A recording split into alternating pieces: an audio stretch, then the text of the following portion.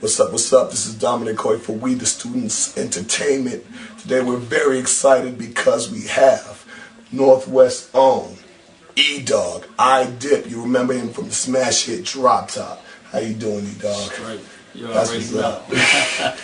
Now, let's get this started with, you have a new album out, a new mixtape. Mixtapes, singles. Yeah, the Retirement Plan. Yes. And you just blew up the Papa Pubs in Kent. Oh yeah, no doubt. Yeah, that's what's up. That's what's up. Tell us a little bit about the Retirement Plan, the album.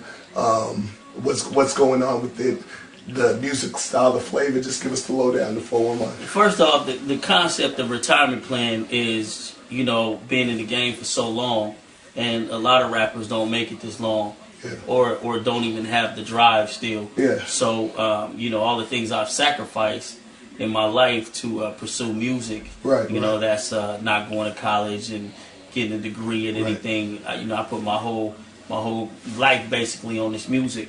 So you know, this year or last year, I decided when I did the deal with Mix's label that the next record I do is my retirement plan, meaning that it has to make something. Right. I don't care what it takes. It got to bring in some paper from not just today but tomorrow and beyond.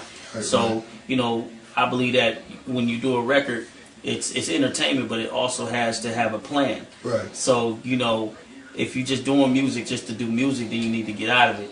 Right. But if you have a plan beyond, you know, after the music, right. then it's a great, you know, situation to get into. It's a great project to put together, because then you got a plan for it. Right. You know, and every song means something to you. It's coming from the heart.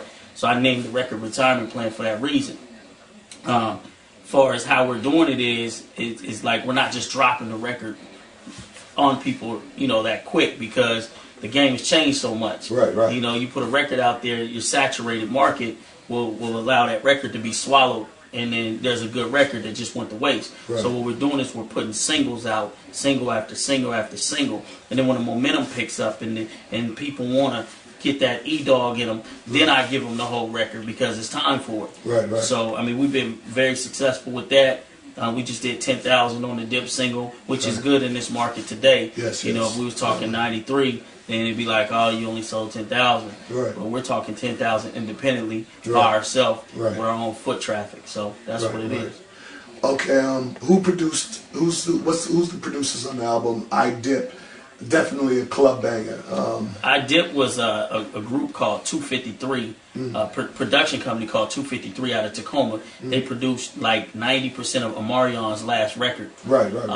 They produced a lot of other records out there. Emmanuel is a very known singer, you know, out of Tacoma that did some numbers himself. But yeah, so they put that together. The track already was assembled. They brought it to the studio. I listened to it. Me, Trife, Emmanuel, Mike, and a couple other cats in the studio from 253. We was like, you know, man, this is it. Let's just do something with it. Right. Now, my challenge was, did I want to be an MC on the record, or did I just want to make a good song, a feel-good song?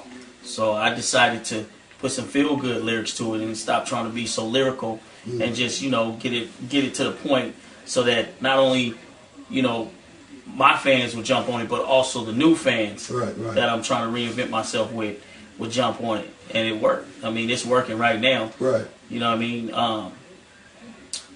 You know, so I'm working with up and coming producers, young cats, because you know I got to stay young. I can't always keep it real and try to bring people from the past. Right. Well, speaking on the past, I want to go back to definitely the hit you're mainly known for is Drop Top. Yeah. The album that it came out, it was the biggest hit on the album, Seattle the Dark Side. Yeah. No question, hands down. It was you featuring Filthy Rich on Drop Top, and another song on there called The Little Oaks, I believe. Yeah. And I remember I was working at Tower Records at the time, and people always would come in and say, I'm rolling in my Drop Top. You have that? And he was like, yes, that's E-Dawg and Filthy Rich. Everybody was expecting a follow-up to Drop Top. Yeah. What happened? Why so long? Man, first of all, respectively speaking, it had a lot to do with me too, as an artist. I didn't find myself, you know. It was like back then I was rolling with Mix's entourage so tough Right. You know, it was all about mix. That's what our goal was. Right. Is to go out there, do shows, and to get paid, and to come home and brag about it, and you know, live the life. Right. And you know, when you're going to the Grammys and you're on Arsenio and you're doing these things, you're forgetting that it's not your walk. You're just part of the walk. Right. So you get caught up in someone else's fame that's not yours. And so it really didn't mean a lot to me to go in the studio and work my tail off to make more records. What happened was I met this young cat named Filthy Rich through another cat, and we vibed. And when we vibed, I told him, yo, you should come back up here, you know what I mean, and let's get some music in. Well, that's just, you know, because I liked him, and he was like, yo, you doing it with Mix, and whoop, whoop. So when he got here, we was kicking it every day in my car. I had a little money in my pocket. I had, you know, the ride, the nice condo spot. And my intentions wasn't to go in the studio because I wasn't hungry. And then Rich looked at me and he said, man, I've been here for like a week and we ain't went in the studio yet, fam. What's up? And I was like, you really want to go in the studio? He's like, yeah, that's what I'm here for. He was hungry. And he was on the run too. So he had to do something before he go in. So I called Mix and I booked studio time. We went up there and we did Little Oaks and we did Drop Top all in one night. We called Camille and she came and blazed it. And Eugenius did the beat. And I think the next 2 days, Ricardo Frazier, which was Mix's manager, he was like excited about it. And he pitched the idea to Rick Rubin to put out this compilation and to use Drop Top as the lead single off the compilation. They gave me a fair amount of money. And that's what got the fire up under my butt, is when they gave me the money, I was like, all this for just these 2 songs? I love this. I can be like Mix in no time. So when the song came out, it came out late. It was supposed to be a summertime release. When it came out at the end of the summer. So it only had so much time to do its work. And back then you had your street teams, your promoters, your BETs, your MTVs, and they picked the record up, but it was a little too late. So the time just went by so fast. And it did the numbers it did, and that was it. And because in Seattle, The Dark Side wasn't slept on, because I believe Just the Pimpin' in Me Mix's record off of that got a Grammy nomination. Oh, really? I didn't know that. Oh, okay. So, even though I felt I should get that Grammy nomination, but I knew the politics involved with it. He was the name that was on the record that people knew. So after that, during the process of the single, Rick Rubin, it came to his attention that, wait a minute, we're moving too fast. E-Dawg, that was the reason for the record coming out late. E-Dawg is not signed to me. And he can blow up and leave. So what's the point of me putting this single out if this man can blow up and leave? So we were trying to scramble and cut a deal to do an album deal with Def America / Warner Brothers, American Recordings now.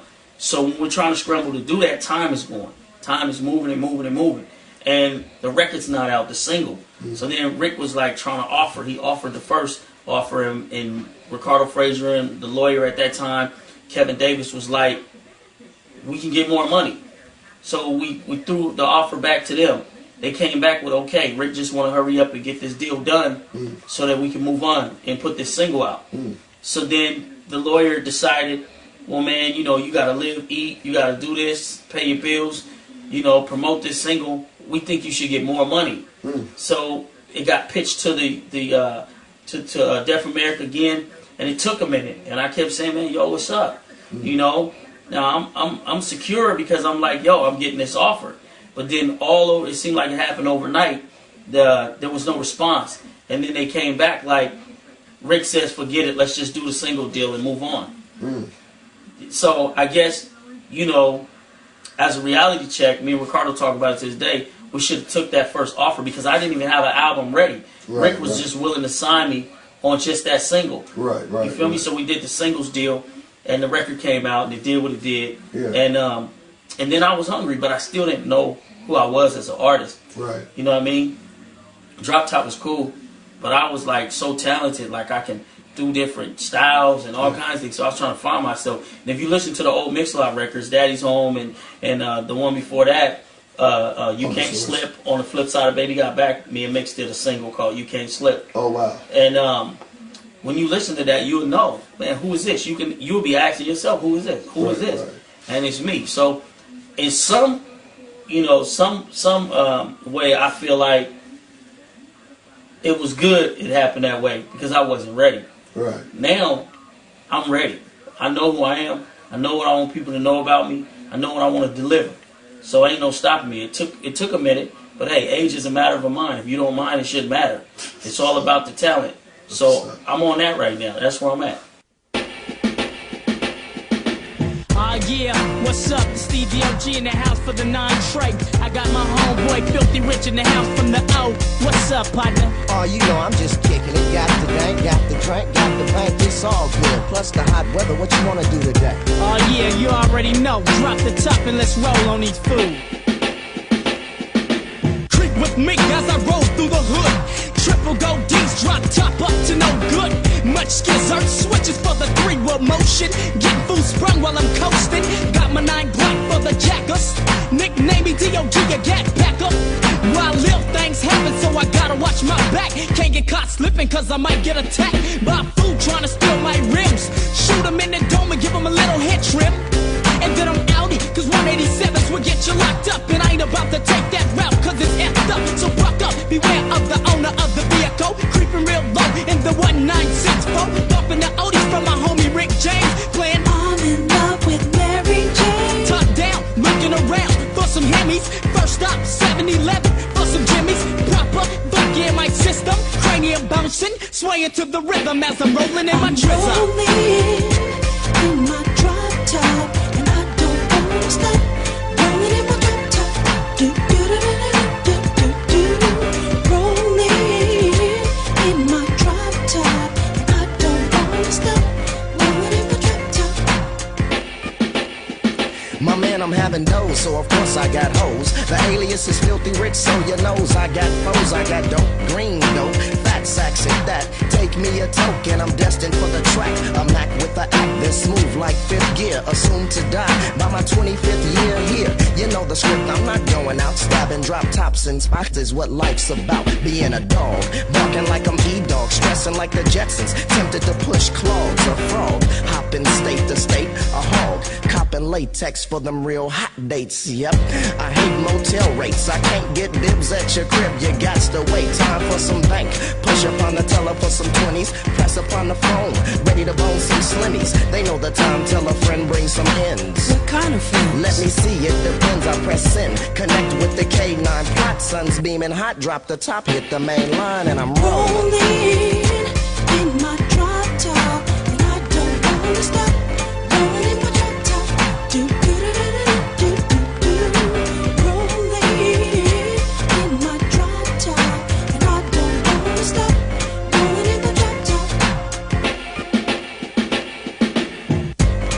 Ooh, my drop top, baby. Ooh, baby.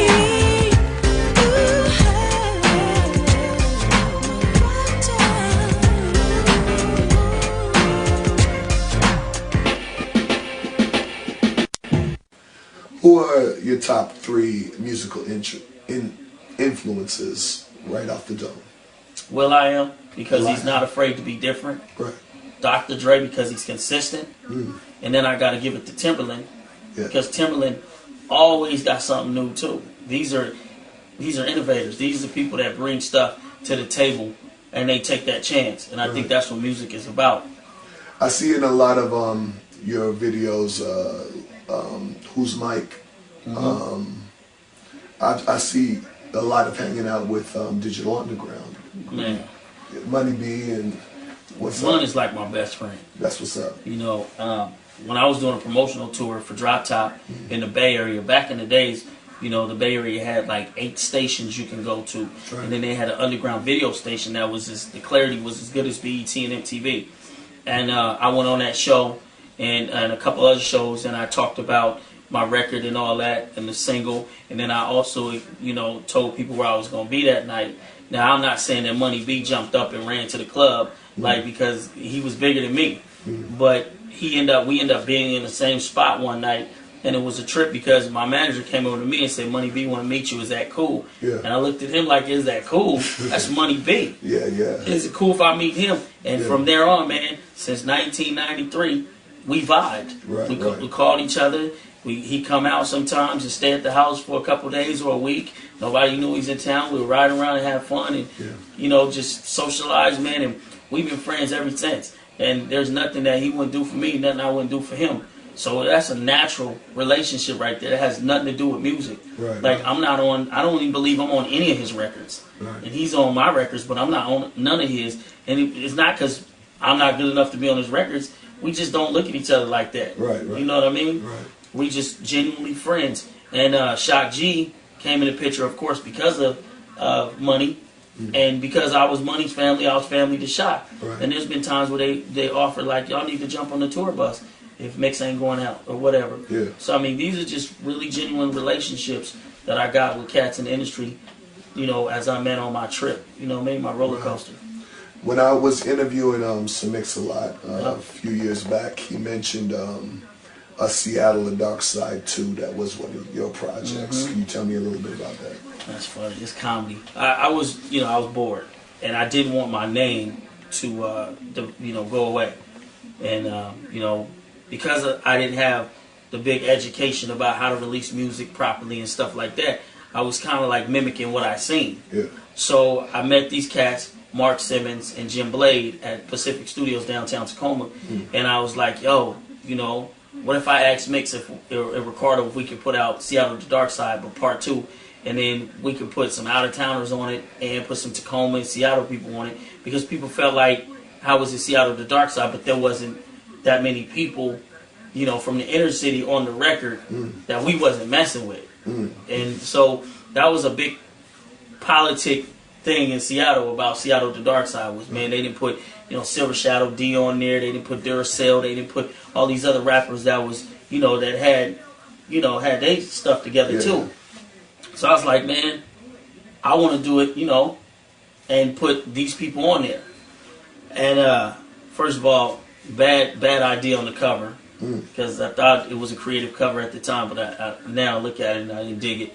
And I did it, man, but what happened was one of the people that was the investor decided he wanted to be the play a bigger role than what we talked about. And I felt like he was watching my back, like almost like non-trustworthy, like calling people that I, would already be talking to about something. And I just, no disrespect, but we printed up like 3,000-4,000 of these records, and I just left them alone. After I put some in the stores, I just bagged off the project and walked away from it. You know what I mean? Which was a bad situation because, now I believe you put your foot in something, you finish it, whether it go bad or not, you just finish it so you can say you done your work and you did everything your word said you would do. So that's what happened with that project. Well, as long as we're on the projects, why don't you tell me a little bit about the Split 50 project, The Girl Is Mine. One of my favorites, by the way. Really? Yeah, I like The Girl Is Mine. I like The Girl. A lot of people like The Girl Is Mine, actually. It's the only thing personal I got about that song is that when we did this Split 50 project, I knew it was going to be a challenge for me because Strange, my partner on there, we all from the same camp. He produced a lot of Mac Daddy. He produced a lot of mixes, Mac Daddy. The song Cocaine, which was a dope beat back in the days. I'm Your New God. Rapper's Reputation. I mean, he done a lot of records. So when I stepped into camp, I met Strange. And Strange was doing a record in Mix's house. And I was like, yo, this dude is dope. For a white dude, he's ridiculous. So, when he had like a falling out with Mix, and I was having my little fallout with Mix, just like any other family member, you kind of like get together and you go, man, forget them, we're going to do a record ourselves. And he moved to L.A. When he moved to L.A., his beats got ridiculous. And I was like, man, flying down there doing records with him, record after record after record, just for my solo joint. And just to throw a little jab in there, Interscope got interested in me from a project that we did. And because of some politics, the deal fell through, but they were going to sign me. So we were like, man, we got something, man. And I was like, he was having problems, so he's like, I'm coming back home. I said, you come back home, we should just do a record. So we was like, what we going to call it? And it was like, let's call it Split 50. What we going to call the record? Colored people. It'd be funny because you're black and I'm white and people were different colors. So, but people would look at it like, colored people, what y'all talking about? So anyway, we started making these records. I love Michael Jackson. Yeah. So I was like, let's do The Girl Is Mine. Let's talk about how you trying to get her and I'm trying to get her, and let's just, you know, do it like that. Yeah. And that was crazy itself, right? Because we was like, girls are gonna love this song. It's gonna be off the rack. This is it. This is going down.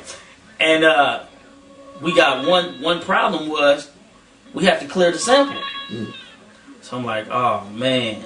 And then we got the word by Hope Carr that clearing a Michael Jackson sample is like waiting a year or two. Right, I'd imagine. Because Michael likes to listen to it and make that decision. Right. So we were like, oh man, well, we had Whose Microphone for a backup. Right. The song got submitted. Michael Jackson listened to the song immediately and said, yo, they can use it. Right. Not only did he say we can use it, but he said if this song blow up, he would like to possibly sing the hook. Oh, wow. Big time. So we was like, yo, we got one. Yeah. And we start pushing it. Then this movie comes out. I forgot what the movie's called. But there was a parody in it, a comedy, of a white dude with a black rapper trying to get on with this label. And they were almost like the joke of the movie. And then it was like Me and Strange. And then they did the song in the movie and it was The Girl Is Mine. So it was like, it's a rap. We're killing it. That's it. It was just too over the top. It would have made us look corny, cornballs. So we dropped the song. And we went with Whose Microphone and put Humpty on the remix, and that's what it is. No more guest list. No more guest list. I can't, dog. I see you. I can't. Stop. Dog. Hey, what's up, Mike? Stop what you're doing. I can't. Stop what you're doing. You know you ain't got no ID, shorty. No, you can't come in. Hold on. Yo. All right, hold on. I'm gonna get you.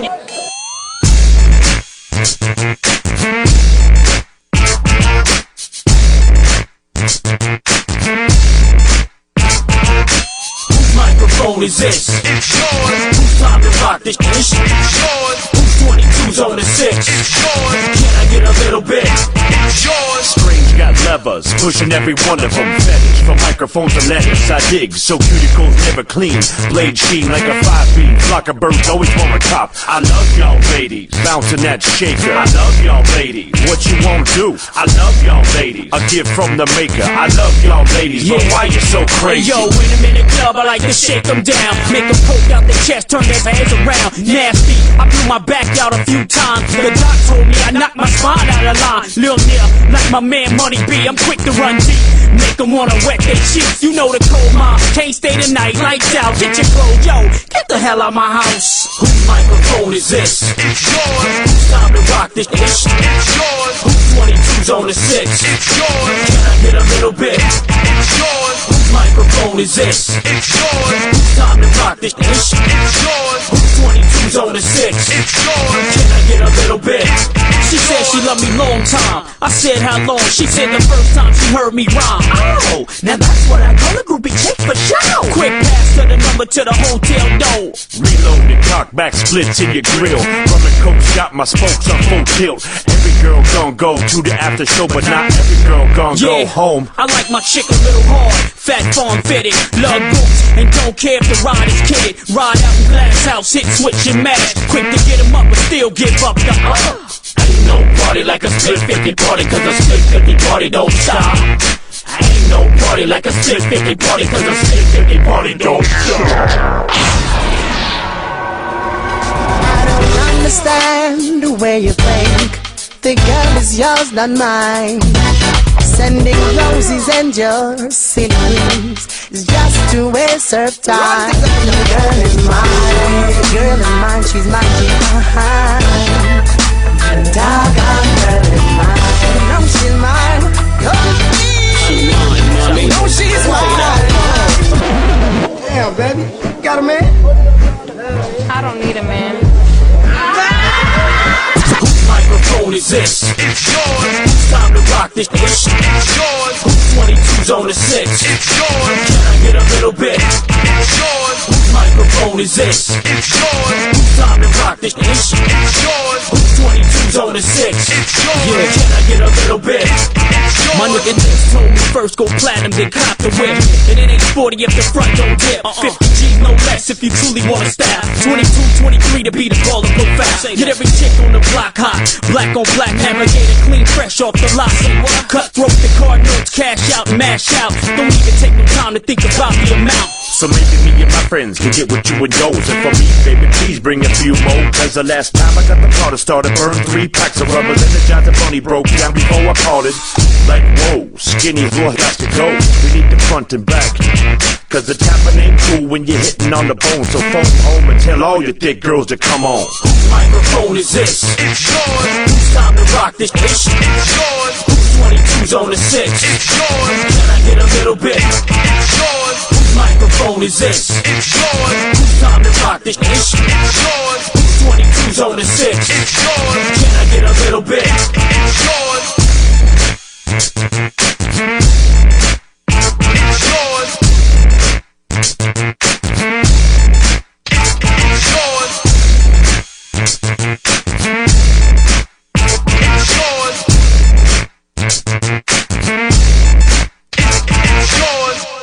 I know your mother. Yeah, that's too bad. I really genuinely like that song, and whoever I played for liked the song. Yeah, props out to Alex Duncan, man, singing the hook. That's what's up. An earlier project, the Platinum album. Platinum album, E-Dawg. My favorite songs on there. I mean, this to me is one of the deepest albums I've heard from you. Yeah. You start off with No More Tears, or when you're talking about your woman, your baby's mama. You go into Shackles. There's a lot of personal stuff on here. Why don't you tell us a little about this? And Sexton's on here too. That record is crazy because I was going to throw that record in the garbage. That was just a whole bunch of records I was just recording at a lab out of Berrien, Mike Overbeck Studios. And when I was going to throw the record away, this gentleman named Travis came and approached me and was like, yo, what are you doing? And we start vibing. And I was like, let him hear this record. And I said, yeah, but I ain't really feeling this record. And he's like, what do you mean you ain't feeling that record? That record is dope. Yeah. He was like, what you gonna do with it? I said, I don't care. Shoot. I said, somebody can give me some money and take it. I don't care. I don't want nothing to do with it. And he was like, for real? And I was like, yeah. And he was like, well, first of all, how I built the record is I signed to this label, Dynasty Records, which was a group out here called Central Dynasty. They came together and put some money up and started a label. And they ran out of money. So some of these songs were a part of that. Right. And I was just like stuck with this record. I didn't want nothing to do with it. I was growing every day. So I didn't like my deliveries. I didn't like a lot of stuff. I felt like I was doing gumbo. A bunch of songs here and there. I didn't have an identity. So Travis sat down with me and said, man, I'll buy the record from you. And with some good money. And I was like, okay, well, let's do the deal. He agreed to the deal. We inked the deal. But the deal was, after a certain amount of copies, I'll come back on and get a percentage. Well, when he got the record, Travis was a hustler. QD3 somehow got a hold of this record and was interested in buying the record, putting it out. So QD3 was like, man, what's up with the artist? Travis was like, well, I bought the record from him. I don't have him. He's not on my label. He's like, man, we can't put a record out without an artist. And he offered him $250,000 for the record. But by this time, I had signed a deal with a label out of LA called Epicurean. So now they need the artist to the musical CD, and they don't have it. So they want to come get me. So Travis called me. He's like, yo, I can put some more money in your pocket. I got this situation. And I said, man, that's going to be hard. And he said, man, try to see if you can get out of it. We can buy you out your contract. And I said, okay, well, let me call the label. And called the label, and the label was like, nah, we're not doing that. They didn't want to let me go. So I said, Trav, they're not doing it. He's like, man. Well, so then QD3 got on the phone, was like, well, we can probably do some videos, and we can use you and pay them per project or whatever per single. And then they wasn't feeling that. So then it was like, well, would you mind if somebody else did the record over or whatever? I said, I don't care. You know what you guys do with the record. And Trav lost that deal. So he was like, forget it. He was determined, I'm going to put this record out. And I never heard the record. This is a funny thing, I never heard the record because there was some things added to the record. There was some extra cats on the record that I didn't even meet. I don't know who they are. Yeah, like Trav had the ADATs, the original master, so he was able to put people on songs. And no, he didn't disrespect because he asked me, but what it was is the people that were in those places on the record, they were acting funny with him about using it. Like one person to say they don't want no money, or they just want 1,000, and then when with me, then when they get on the phone with him, they want 5,000. So he said, forget them, let's take them off. Right. And he put different people on there. So I never heard the record. The record came out in Texas, or in other places. Yeah. And it was doing good. And he had it on the radio. He had Shackles on the radio, and all that stuff. You know, all that stuff was cool, and he was pushing it, and I still never heard the record. I had to get the record from somebody else. Right. I listened to the record and I was like, damn, this record is good. Some of the songs on there, even to this day, I go on YouTube and listen to them and I say, wow, I should have just really buckled down and did this deal different and really worked this record. Like right now, I want to put a greatest, not a greatest, but an E-Dawg unreleased or things you might not have heard by E-Dawg, and use some of these songs, but respectfully, this is his record. So I would never step on his toes and do that. Right. So, you know, I don't know what he's doing with the record anymore. He's smart because everything I push, he's behind it. Like you see these songs pop up on YouTube. So, you know, that's how that record came developing, you know. Tell me something. I'll ask you a question about Northwestern hip-hop. Around the globe, hip-hop has been through its golden age, its ice age. It's blowing up in the South. New York had its chance. The West Coast had their thing popping off. Why is it so hard for the Northwest to come into its bearing as far as making it on the hip hop scene? All these places you named had followings. They had people that were, let's not even use the word hater. Let's just say they were willing to work, and they were willing to. They understood somebody has to get on to pull people on, and they were willing to jump in, you know, jump on the bus to get in line, and that's what it's called, get in line. Right. And with that said, is trust the person that's leading you. If he has something, you need to recognize he has something. That's talent within itself, to recognize that somebody has something, and maybe you can borrow from that. People here, pride was too big. They, instead of them trying to follow the sound that Mix-a-Lot developed, because Mix did have his own sound. Definitely. Instead of people trying to inherit that sound, they tried to go around it. And when they tried to go around it, people were like, this ain't nothing like Mix-a-Lot. If you had one of these songs or something similar to this, we would grab you. When Dr. Dre put Warren G and them on, they had the G-Funk sound. And that sound brought a lot of people through the door. Snoop Dogg, Corrupt, Daz, and everybody else.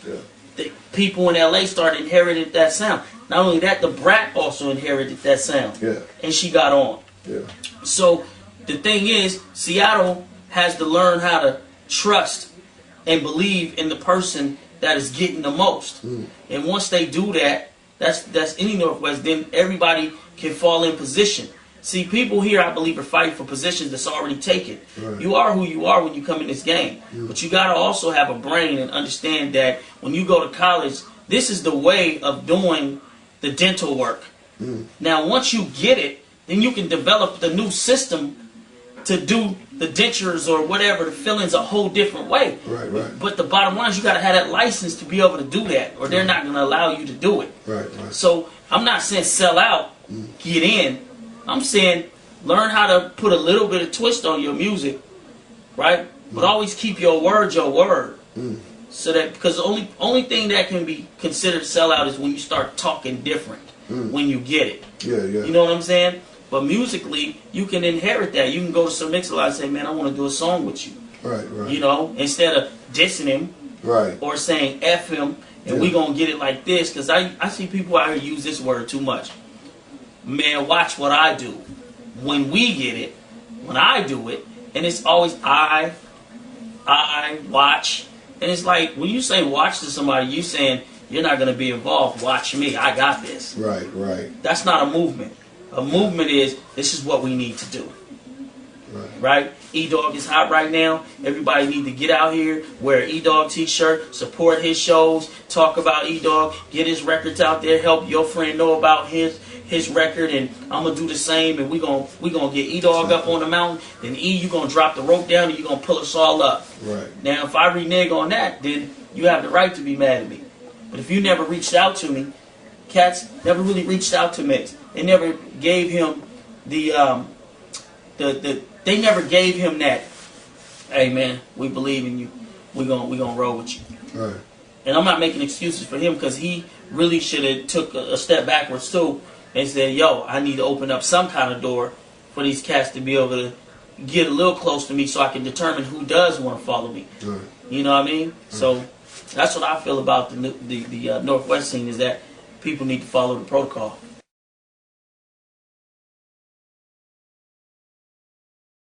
Well, we went through some deep topics. Tell me a little bit. You said you're going to release single after single, and hit him with the whole retirement plan, the whole album. Once the movement starts, do you go deep on this album, the retirement plan that you're waiting to release? Do you go into deep topics like? Man, I got a song. Yeah, go ahead.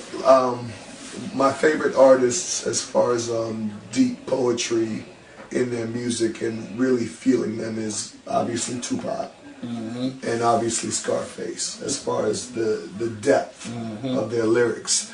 And I know you're a man with a lot of depth to you. You're very talented, always have been, very intelligent, always have been. Tell me a little bit about what we can expect when you're ready to release the album, the retirement plan. I got a song on there, I call it My Baby. Like, this record is bananas. It's called It's Not Easy. And I touch on the world, from my personal life to what you can be going through. It's almost like a counselor could have spit it. Right. And it's not easy in different situations. It's not easy in the music industry no more. People don't buy me like they used to. People take advantage of me. People got 100 songs in their iPod and only listen to me once. I'm speaking like if I'm the music complainant. Right. And I got It's Not Easy being us. Meaning that it's hard to go put gas in your car and you ain't got no money in the bank and the gas prices are high and you're losing your people in your family easier than it used to be, and all kinds of things. But I'm speaking as us. So the second verse is us. Third verse is music. The first verse is me. And I touch on topics of my personal life. Me going into foreclosure, losing my home. My wife seeing the notice, but me trying to hide it. And, so forth. But, so I talk about everything personal, and I don't have no problem with it. It feels good, and this record feels good to me. And that's why I'm releasing Dip. And then I release Cars That Go Boom, and then Rocket Ship. But I'm saving that because that's the one that I'm calling my nail in the coffin. Right.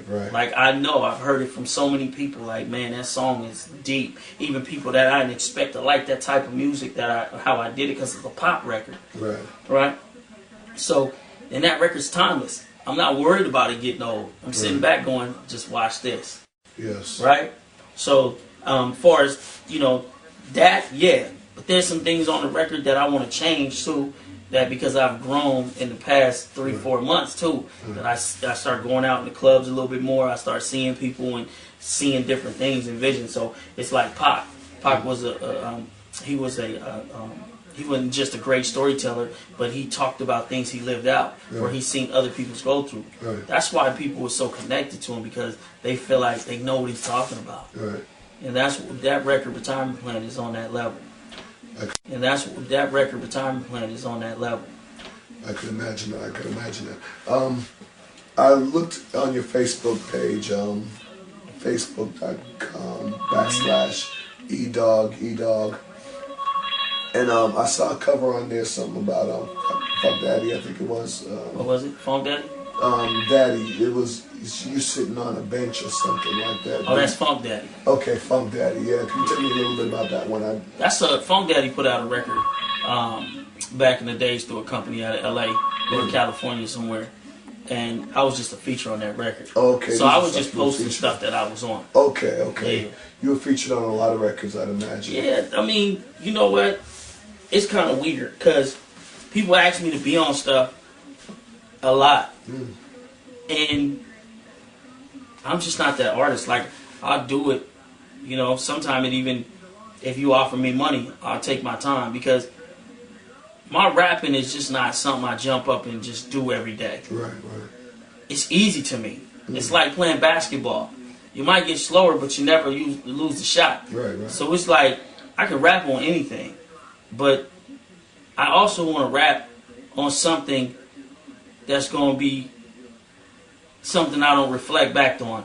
Like, I don't want to make a record because somebody gave me some money and then I put this record out and I blow up, and then all of a sudden these records are coming from the rear and they bad records, or this record is about this and about that. Yeah. And I'm just like, yo, he's a hypocrite. Like, what is he doing a record with this goofball?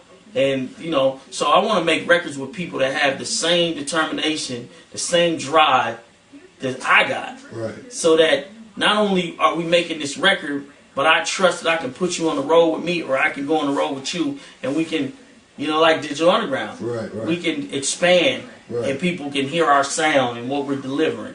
After this successful release party at Papa Bub, is there going to be a tour?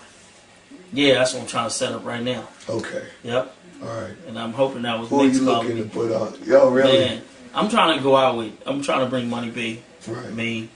Raz Cass again. Raz, man, me and Raz has been becoming good friends the past 2 months. Right. He's a good dude. You know, ain't no telling. I'm just trying to do shows. You know, I'm trying to win people over. I'm not trying to go out when everybody know me. I'm trying to go out now. I don't care if it's 50 people that show up. Right. I'm trying to get those 50 people to tell 50 and 50 tell 50.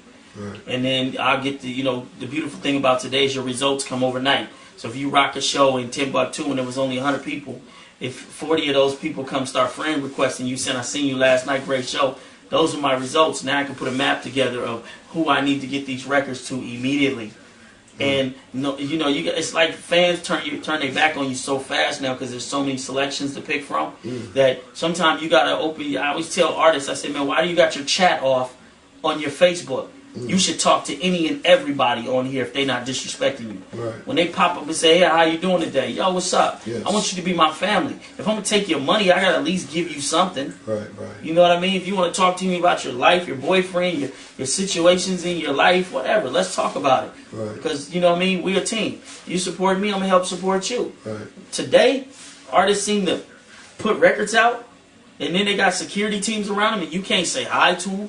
You can't vibe with them. You can't get an autograph without some dude pushing you in the chest telling you get away. But then this guy just made $50 million off you. Yeah. The game is crazy.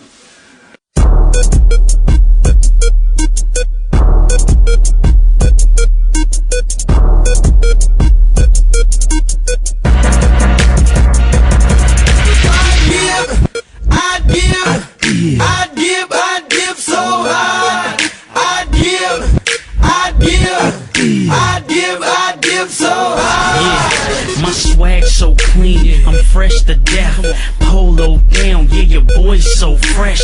They be on me tough like, yeah, that's him. All white airs with the all white rims. Love myself, don't need her to job. Got a brand new drop, sitting in the parking lot. Looking like Goldie from the Mac, yes sir. And I can have her, like she had her. Pimpin' ain't easy, yeah, your boy got it right. Got everything I want, but I can't get enough. Bucks on bucks, I ain't talking about cash. 100 thou on the watch, I ain't talking about cash. Hat check, coat check, fly check. That's it. Looking at my mirror, it's about that time. Hey, Hit the there club, goes E-Dawg. I ain't standing in line. Dip so hard when I'm in the club. I catch him off guard. If you didn't know, shorty, I'd go to the spot that's hot where them girls dip low. I'd give so hard. I'd give so hard. Yeah, like an old school dip low. I'm with your chick, yo. You know what it's hitting for. She sipping Clico and whining to the beat slow. She cheeky at, she ain't finna fall asleep though. Yeah, lean back, sir. You know we chillin'. And haters get knocked down Carrie Hilson. Get your crew Chris Brown, no air. Where your hood at? I don't see him nowhere. You just baby ballin'. Think tricycles. We transcontinental, so think yacht rentals. In the spot where it's hot and them girls choosing. In they 7 jeans, acting Carl Lewis fast. And you know how my squad do it. Had every girl in the world tryna rock to it. She said she loved the hook. Told her I wrote the hook. And now she at my crib. See how long I took. Dip so hard when I'm in the club. I catch him off guard. If you didn't know, shorty, I'll go to the spot that's hot where them girls dip low. I dip so hard. I dip so hard. Shorty staring out, she looking at me. I'm staring right back like what it's gonna be. We can get it in, you can bring a friend. If it down low and bring it up again. She dipped it down low, took it to the floor, pop locked and dropped it on me like whoa. Hands on her hips, she ain't letting go. My hands on her hips, so I ain't letting go. I dip so hard when I'm in the club. I catch him off guard. If you didn't know, shorty, I'll go to the spot that's hot where them girls dip low. I dip so hard. I dip so hard.